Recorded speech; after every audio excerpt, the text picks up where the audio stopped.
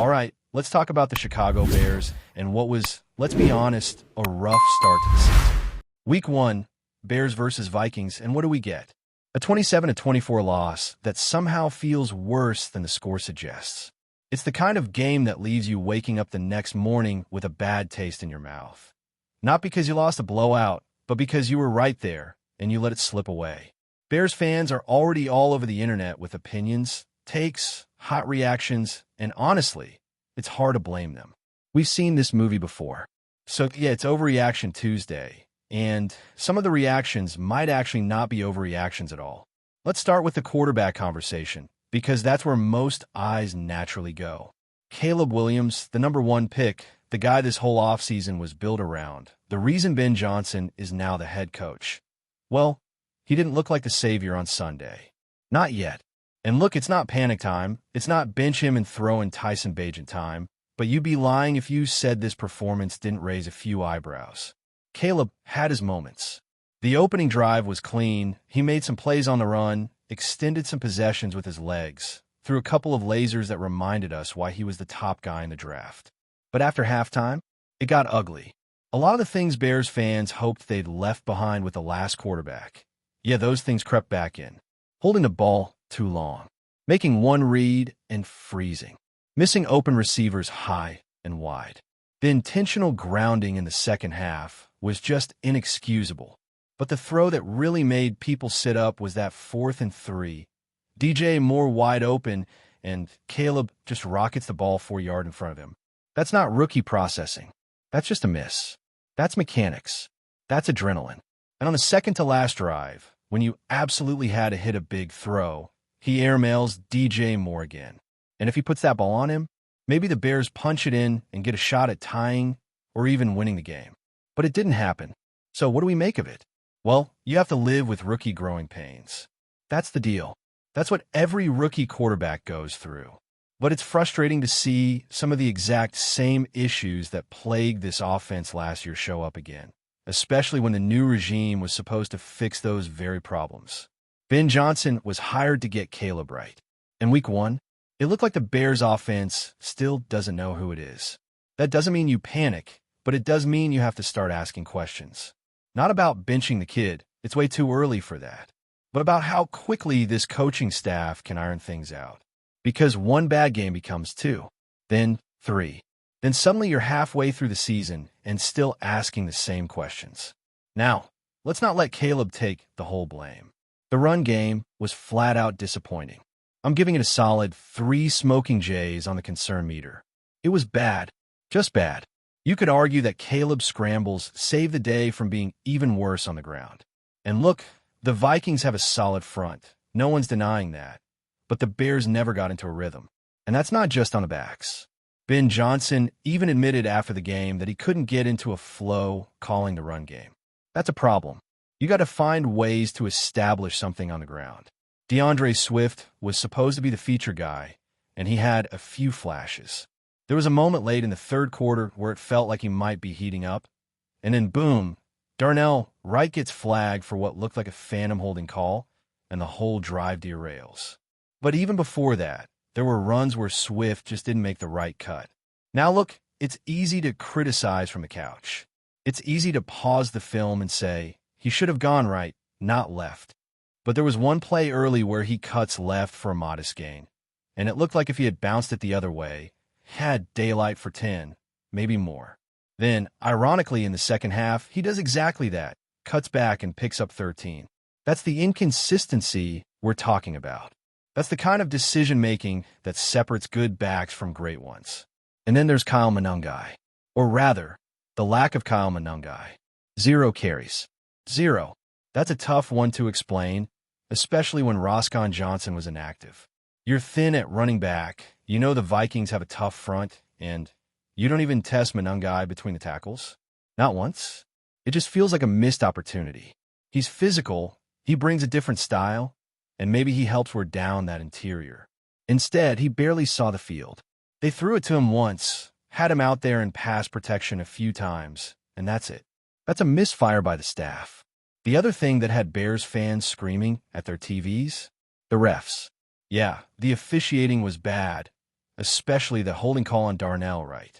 That was a game-changing call. There's no denying it. The Bears had a 1st and 10 at the 12-yard line. That's prime red zone opportunity. You're up by 11, you punch it in there, and it might be a knockout blow. Instead, backed up to the 34. Then Caleb compounds it with intentional grounding. Now it's 3rd and forever, and eventually you settle for a 50-yard field goal attempt. Cairo Santos misses, and just like that, momentum swings. But here's the problem. Good teams don't let one call derail everything. Good teams respond. The Bears didn't. They unraveled. Offense, defense, special teams, all of it. They folded after that call. And that's the most concerning part. This team, as currently built, does not look mentally tough. We saw this last year too. Something goes wrong. A bad bounce, a blown call, a turnover, and suddenly the whole team crumbles. That can't keep happening. At some point, somebody has to step up and say enough. We're not folding again. And it wasn't just the right hold. The Tyreek Stevenson pass interference was also questionable. Was it the worst call ever?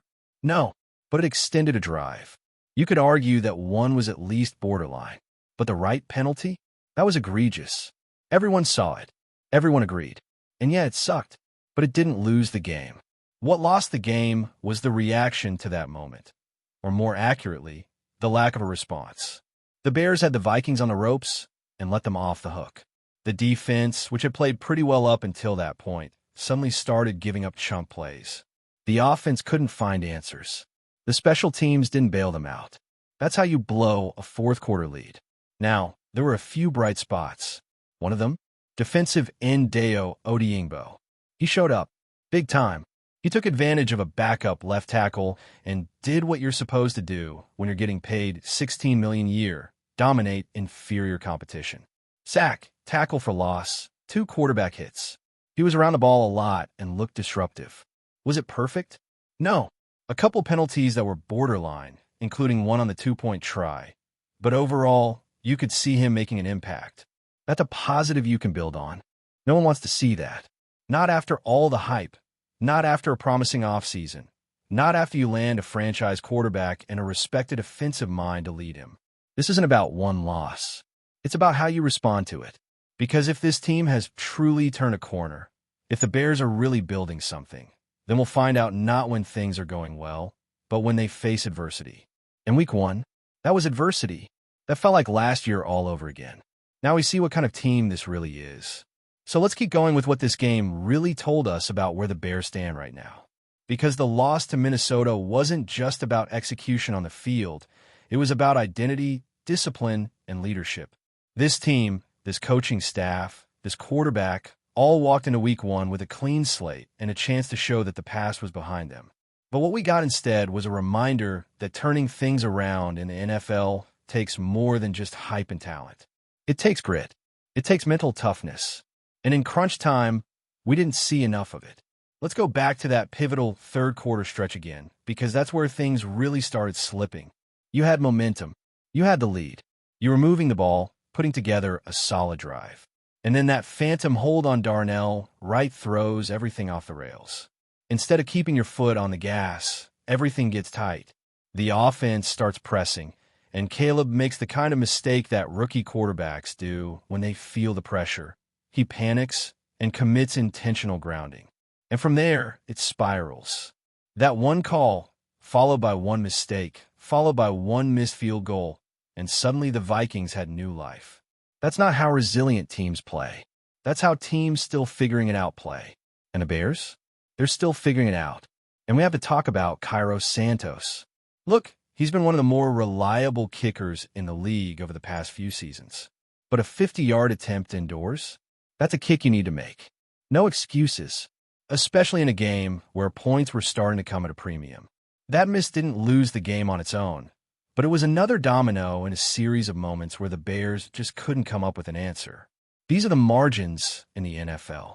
You miss by a few inches here, you blow a protection there, you let the refs get in your head, and suddenly you're on the wrong side of the game you should have one. Now let's shift back to Ben Johnson for a second. Because the hype around him this offseason was real. He was the hot name. People were excited to see what he could do with a young quarterback and a fresh system. But this game?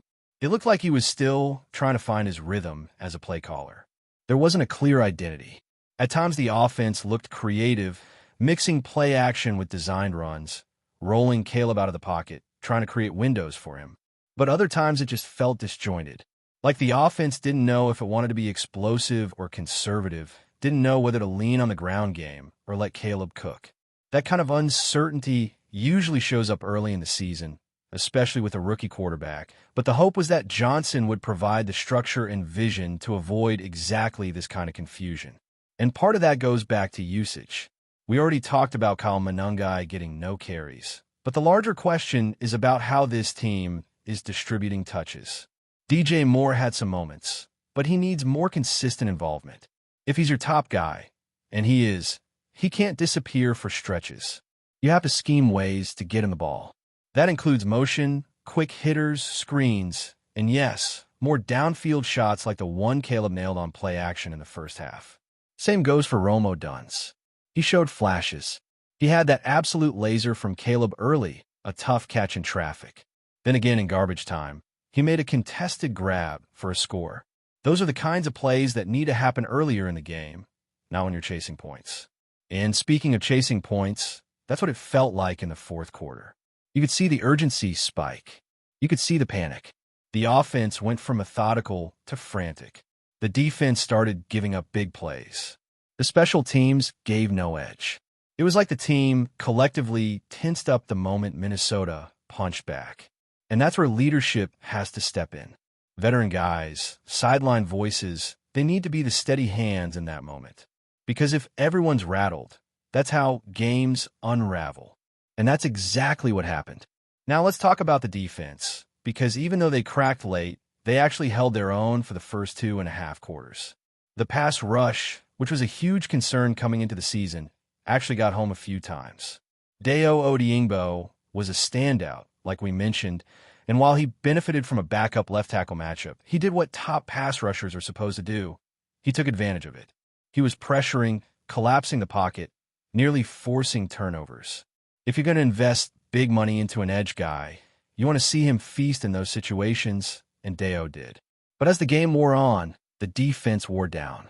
Missed tackles started creeping in. Coverage got softer. The Vikings made adjustments, and the Bears didn't. It's one thing to hold up for 2.5 quarters, but great defenses close games. Great defenses lock in when the offense is sputtering. And the Bears just didn't do that. That doesn't mean they were the reason for the loss. Far from it. But when you give up a 2-score lead in the second half, everybody shares some of that blame. You also can't ignore the impact of penalties, and not just the controversial ones. Undisciplined play reared its head more than once. Pre-snap infractions, late hits, avoidable flags that extended Minnesota drives or killed Chicago's momentum. That's the stuff that speaks to coaching and accountability. Because talent isn't the issue anymore. This roster has enough talent to compete. What needs now is maturity, execution, and a commitment to fixing the little things before they become big problems. So where does this all leave us heading into week 2? That's the real question. Because if the Bears can't clean up these mistakes quickly, things could spiral. The Detroit Lions are not going to show mercy. They're physical, fast, and well-coached. Their defensive line is better than Minnesota's. Their offense has more rhythm. They play hard for 4 quarters. If the Bears don't come in locked in and prepare to fight for 60 minutes, they could find themselves in another hole. And this time, it might be deeper than just a 3-point loss. Before we continue, don't forget to subscribe to our channel and give this video a like. Your support helps us keep bringing you the latest updates on our Chicago Bears. And don't be shy. Drop your thoughts on the news in the comments below. In what could be one of the most shocking moves of the NFL offseason, whispers around the league have been heating up, and now it seems there's more than just speculation. Tyreek Hill has reportedly confirmed his arrival to the Chicago Bears. The news, though not officially announced by the team, has sent a ripple of excitement and disbelief through fans and analysts alike. Hill, known for his electrifying speed and game-changing plays, could inject a new level of dynamism into a Bears offense that has struggled to consistently threaten defenses in recent seasons.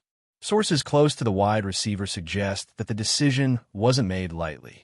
Hill, a perennial Pro Bowler and one of the most feared deep threats in the NFL, reportedly weighed several offers. But something about the Bears' vision and the opportunity to be the focal point of a resurgent offense convinced him to make the leap. The potential pairing of Hill with Chicago's quarterbacks could be a nightmare matchup for opposing defenses, giving the Bears a weapon that can stretch the field in ways they haven't seen in years. While the details of the contract remain murky, insiders hint at a deal that could make Hill one of the highest-paid wide receivers in the league, reflecting the magnitude of the gamble the Bears appear ready to take. The city of Chicago, already buzzing about the possibility, has taken to social media to speculate on how Hill's presence could shift the team's offensive identity. Some analysts are cautious, pointing out that even a player of Hill's caliber will need time to adjust to a new system. But few dispute the potential impact of having arguably the fastest player in the league on your roster. As the rumor mill churns, fans are left imagining highlight reel catches and game-breaking touchdowns that could change the trajectory of the Bears' season. Whether it's a strategic masterstroke or a high-stakes risk, one thing is certain. Tyreek Hill in Chicago is a story that will dominate headlines and conversations until the team makes the official confirmation. For now, the NFL world watches closely, knowing that if this move comes to fruition, the Bears may have just announced the arrival of a true game-changer. That's it for this update. If you enjoyed the video and want to stay updated with exclusive news about our Chicago Bears, be sure to subscribe to our channel and hit that like button. We can't wait to hear your thoughts in the comments. See you in the next video.